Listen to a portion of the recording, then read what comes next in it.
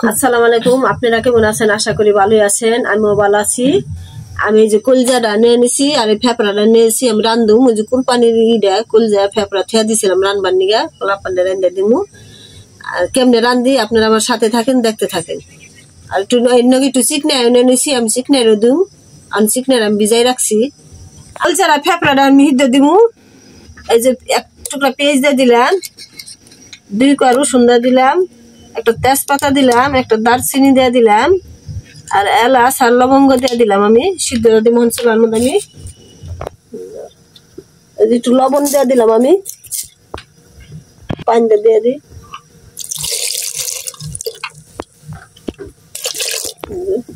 সিদ্ধ দিয়ে দিছি, সিদ্ধ হইতে থাকলে আপনারা আমার সাথে থাকেন, দেখতে থাকেন। লাল মরিচের গুঁড়া দিয়ে দিলাম,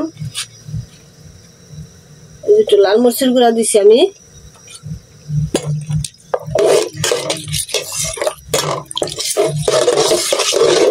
এই যে ধান কলজার আমি সিদ্ধ করেছি, এই যে ধান ময়লা ডিবে রয়েছে, দেখছেন?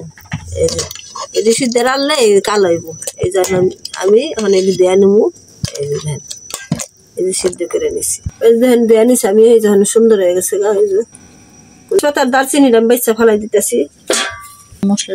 আমি কলজাটা রান্ধন মশলা নিছি। এই যে লাল মরিচের গুঁড়া নিছি, আর এমনি একটু হলুদের গুঁড়া নিছি। এই যে আদা নিছি, আদা রসুন বাটা নিছি, আর লবঙ্গ দারচিনি সবকিছু নিয়ে নিছি। লবণ নিছি আর গোলমরিচ নিছি, আর জিরা ফাঁকি দেন মোহন ফাঁকি করে নি। তেলটা নিছি ভাই দিয়ে দিছি। আমি পেঁয়াজটা দিয়ে দিই।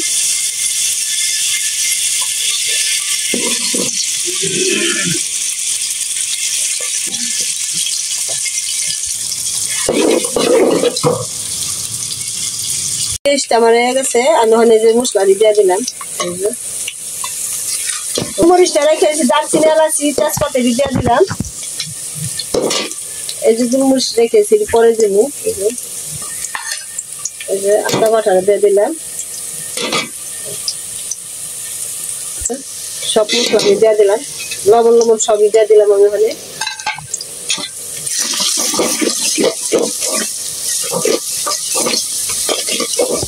একটু পানি দিয়ে দিছি আমি। আদা রসুনটা কষা গেলে দিলাম একটু জিরা ফাঁকি দিয়ে দিলাম। বাটা তো দিবার পানি রেখে আমি ফাঁকি ডাল দিলাম।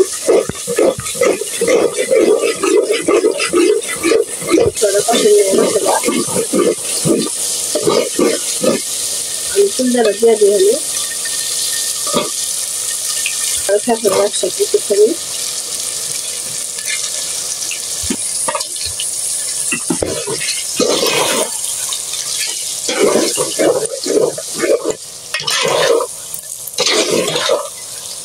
কলজার আমি একটু কষাই নেবো ওখানে।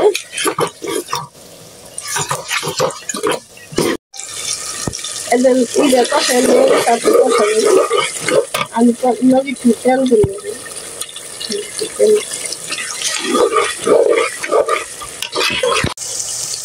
আমি একটু পানি দিয়ে দিই।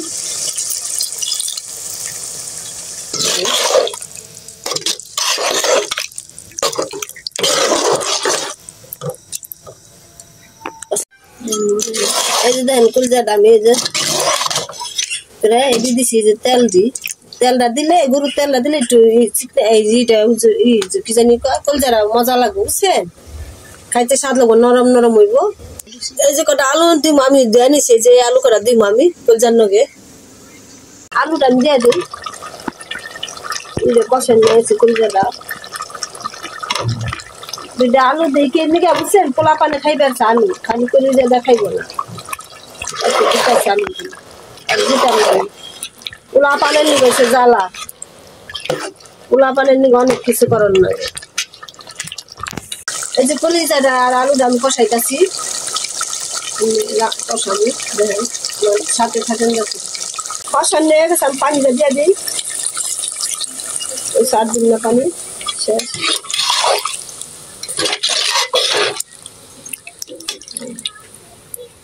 এতে থাক আস্তে আস্তে। কটা কাঁচামরিচ দিয়ে দিলাম এই যে আমি।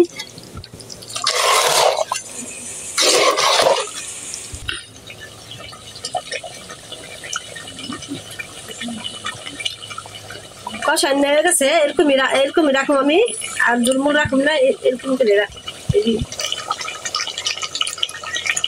এই যে দেখেন আমি কুলজারা রাঁধছি, কুলজারা আর যে ফেফড়াটা রাঁধছি আমি যেরকম করে। এই যে দেখেন হলুদ কম দিছি, জাল দিছি, হুগনা মরিচের জাল দিছি, আদা রসুন যা মশলা লাগে সম্পূর্ণ আমি দিয়া রাঁধছি।